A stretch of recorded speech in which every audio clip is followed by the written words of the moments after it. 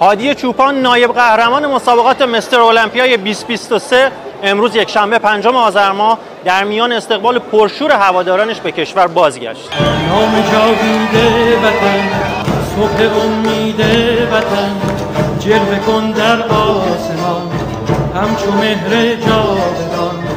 وطن ای هستی من، شور و سرمستی من، جلوه کن در آسمان همچو مهر جاودان.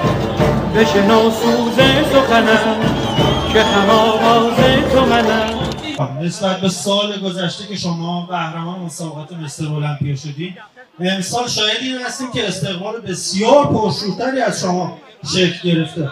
فکر می‌کنیم این همدلی دلیلش چی میتونه باشه؟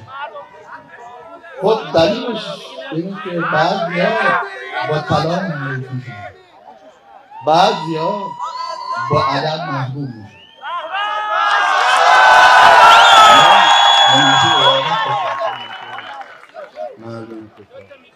و با افتخار می‌کنم من اگه امروز قهرمانم بزرگ کنم و قهرمانی من فقط شعبه وظیفه من انجام و 90% پیشرفت من، قهرمانی من، افتخار من متعلق به من و اینا به من لطف میکنن، اینا روشن من میکنن.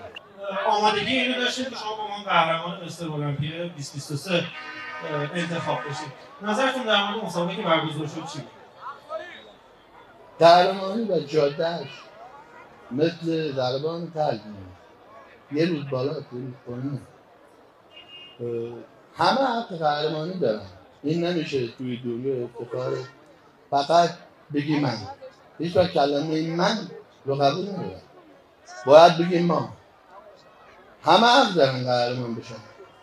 خب من امسال همه میدونن یک سال باهاشا نداشتم، من توی محیط 100 متر بالا تمرین میکنم و حدوداً متری از باهاشا رو ندارم.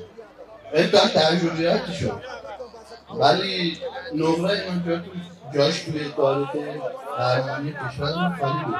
نمره ما کمتر از طلا نبود. طلا ما این هم با افتخار همیشه دوست داشتن که افتخارمو سری اولشو بیارم تو شهر خودم. افتخارم بوده که شیرازیم و افتخارم هست که تو شیراز بزرگ شدم و افتخارم اینه که شما هم شهریار من هستید.